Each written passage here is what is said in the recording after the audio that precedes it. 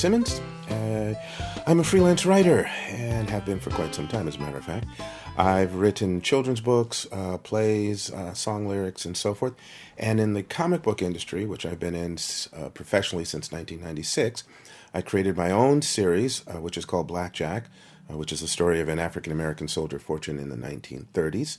And I've also written for DC Comics, where among the assignments I did for them, there was Batman Orpheus Rising, where I created the character Orpheus. And I've also written Scooby-Doo and, a Superman story, which never got published, but we'll go into that another time. And also, I've done quite a bit of writing since 2007 for Archie Comics, working with Chuck Clayton, one of their characters there, as well as writing Archie, Jughead, Betty, Veronica, you name it. So I've had, in the comic book industry, mainstream, a lot of excitement. And in terms of independence, there's been my projects as well as working with African American Classics and Dover Publications and some others. Now, this afternoon, I'm going to focus on a particular thing. In January of this year, actually it was January 17th, I attended the Black Comic Book Festival, which was a very exciting experience and event. It was the third annual one that we've had at the Schomburg Library here in New York City. And it was a phenomenal turnout. Over 2,200 people came.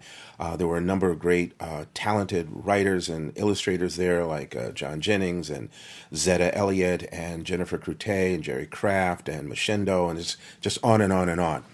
And during the event, during that day, I was on a panel. It was a publishing panel with graphic designer, artist, and publisher Tim Fielder, John Jennings, graphic designer, artist, and publisher, and coordinator of major events, and a curator of exhibits, and so forth. John Jennings was handling the moderating, and also on the panel was Zetta Elliott. And we received a number of questions from the audience after, we shared our experiences and our knowledge. We received a number of questions, and among them was one question I felt that we did not get to really spend time with. And I thought it was an extremely important question.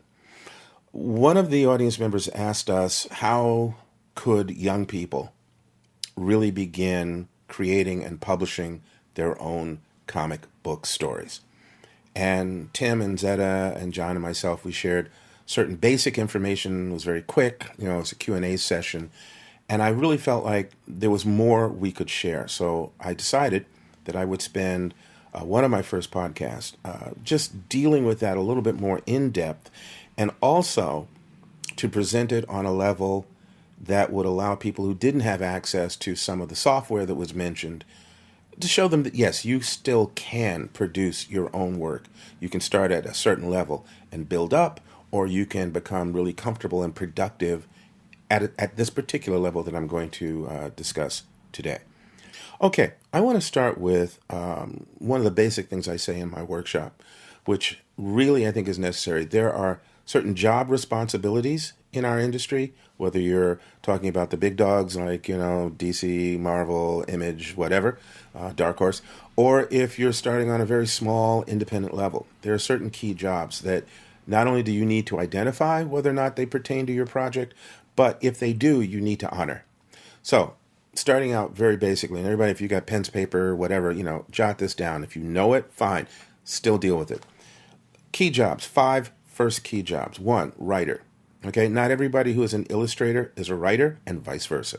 As a matter of fact, in our industry, many times an artist will say to an editor, hey, I've been drawing this series for a while. I'd really like to write an issue. And the editors might go, hey, yeah, sure, fine, you can draw. This is great. No, go ahead, write the story. They seldom ever say that to a writer, though. Yeah, you've been writing this for years. Go ahead, draw a story. So the reality is they're separate skills. Storytelling as a writer, storytelling as an illustrator, they're separate skills. They blend, they overlap. Some people are really good at both. But in reality, if you're not good at both, don't sabotage yourself. So start out by identifying. You need a writer. Writer gives you your story. Maybe you have a plot or an idea, but the writer gives you your story. So that's the first thing. Secondly, illustrator. Okay, we have 2 in this realm. Again, first one is a penciler. The penciler's job is simply to draw the story in pencil. If you know this, again, fine, cool. But the reality also is, if you aren't an inker, if you don't spend time practicing that skill, then stick to the penciling. Because your bottom line is to make your story the best it can possibly be, both written and visual. So, penciling the story, draw it in pencil, fine, make sure everything's tight, wonderful, just the way you want it. Then you go to the inker, third job. Inker's job, obviously, is to go over all the lines that the penciler has established and fill in any black areas, any dark areas. Well, again, if you're not strong at inking, or if you, let's call it what it is, if you stink at inking, don't sabotage your work. Now, there's two ways of dealing with that. One, obviously, get somebody who's better at it, and he or she will embellish, improve, or at least make more visually dynamic the penciling work that you've just put all that time into. But let's just say that you cannot bring in an inker. You don't know one, or all of your friends or associates are just as rudimentary or sketchy at it as you are. So then the other thing that means is you're going to have to do your inking, but you have to do it in a way that you're not going to ruin your pencils. Now, one of the techniques I use when I work with students in my workshops, whether they're very young or college age, is I take tracing paper. Okay, you take a sheet of tracing paper, you lay it over your penciled work. You take a couple of small pieces of tape, you tape it down. Okay, so it doesn't slide around, doesn't move once you start inking. And then you ink on the tracing paper. Bottom line, if you mess something up, if it's a horrible thing, well, all you're doing is removing the tracing paper. Your pencils are still intact, no problem. And by the way, don't go cheap on the tracing paper. In other words, don't go to, a 99-cent store or 49-cent store looking for some really cheap, inexpensive tracing paper. You can get away with going to Staples or possibly Office, whatever, there's an Office Depot, and you pick up some decent tracing paper for very low money. But you want to make sure that your ink is not going to bleed through the really cheap stuff and look bad as inking, but also possibly bleed through and ruin your pencils. Okay? So, writer, story, penciler, pencil the story visually. That's it. Inking. If you can, get somebody else to do the inking. If you cannot, then tracing paper over your work, ink on the tracing paper. Okay? Then once you have finished inking on the tracing paper, you can make photocopies of that, and that can be what you color on, or we can move to another level. I'll get to that later. But okay, writer, penciler, inker, fine. Letterer. Back in the day, lettering was done on the same page as the pencils. Literally. The letterer would receive the original artwork, do his or her lettering job right on that page, and then that page would go to the inker, and the inker would do the art and the lettering. Now we're in the days of computer technology and wizardry. So the bottom line is you can scan it. So you have a choice. If you have a computer, if you have a scanner, if you're comfortable with that, then you can do your artwork, you can ink your artwork, you can scan it into the computer and do your lettering there. And the lettering software you can use Adobe Illustrator, you can use Adobe Photoshop. There's some manga software that allows you to do really nice lettering. That's one option. But again, if you don't have the technology that I'm talking about at your beck and call, then the easiest thing for you to do is, once you've done your penciling for your artwork, is pencil in your lettering on your artwork. And then the tracing paper overlay, ink everything on the tracing paper. That's one basic, simple way to do it. So, moving forward from that, you have penciled, you have lettered, you have inked. And if you're not scanning, okay, you have hard copies. Now, at this point, you have another choice, another couple of options. If you just want to be able to share this with friends and family, then you can go to a copy shop. You can lay this out as, a booklet, what we call an ash can in the old days, but it's a little pamphlet that the copy shop will let you print out X number of copies, at whatever the cost is. You might want to use a slightly heavier paper for your cover, right? So it has a little bit more of again, a pamphlet feel, and you're good to go. And there's techniques for how to lay that out, and that'll be in another lesson.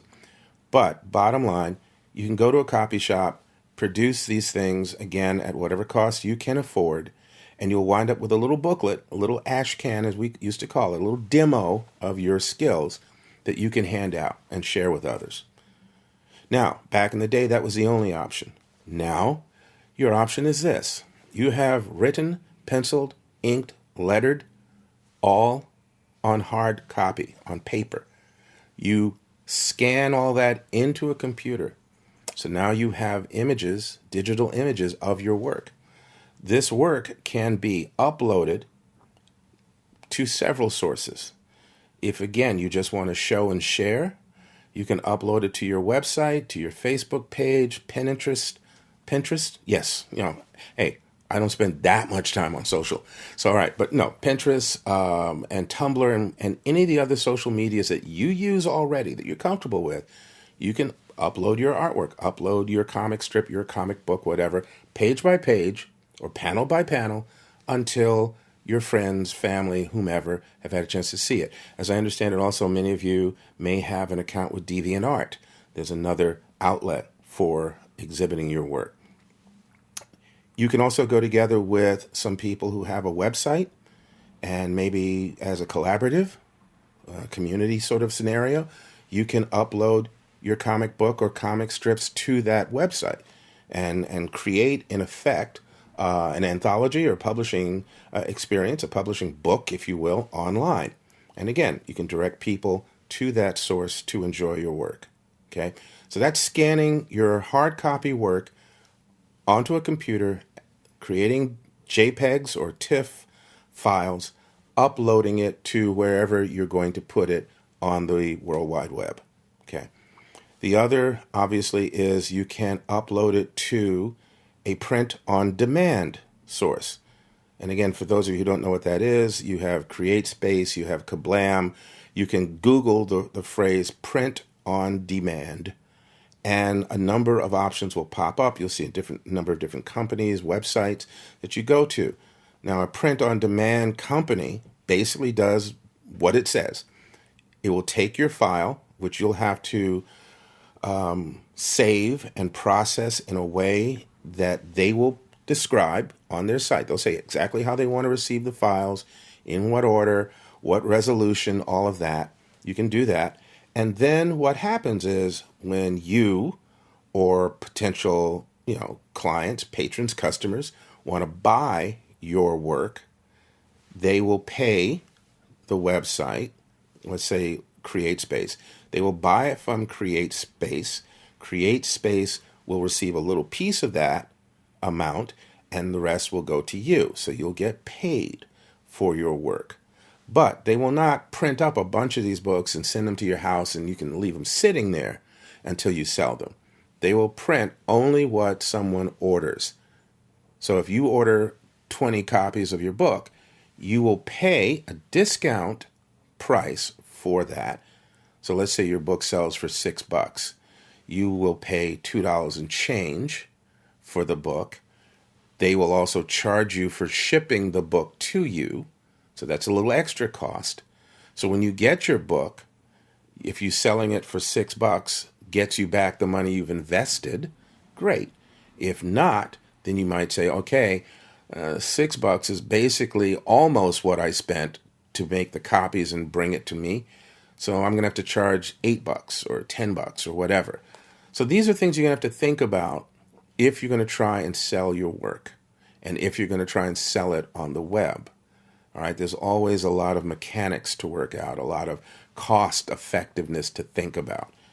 But ultimately, going way back to the original question, you can publish. What Tim Fielder said, and with all that enthusiasm, when we were on that panel, is you can do it.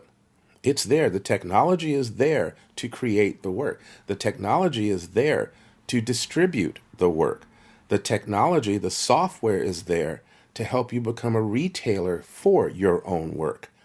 But ultimately, there is work involved. Okay? So, if you want to be the artist only, you want to be the creator only, then again, to go back through the steps, you're going to write, pencil, ink, letter your work.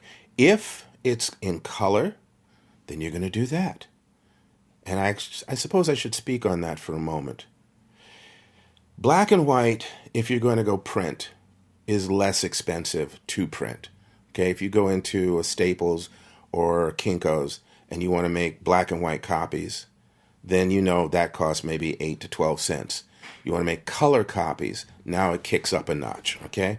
So your reality is, in print form, can I afford to print my book in color? The nice thing about doing everything on the web is it doesn't matter if your book is in black and white or color. If you color it in, it's on the web, it's not going to cost you any more or do anything to complicate your life more by having it in color as opposed to black and white, because you can display it there, all right? So that's something else to think about. Do I simply want to display my work, have people enjoy my work, but I'm not worried about trying to make money off of it? Because if you are, fine. You can do it in black and white or color, no problem. If you want to make money off it and print the book, then you have to think about and look for, do some research. How much is it going to cost me to print my book in black and white? How much is it going to cost me to print it in color? And is it worth it? So, again, backing up, writer, penciler, inker, letterer, colorist, if that person is pertinent to your particular project. And then once everything is created, hard copy, again, remembering how you can do that, and you can roll this video back. Once everything is created, then you decide, how am I going to display it? Now, you can be thinking about this while you're working on it. Maybe you already know. But definitely once you finish it, you need to think about that. How do I want to go, or where do I want to go from here? All right? Now, I will add another couple of things to think about.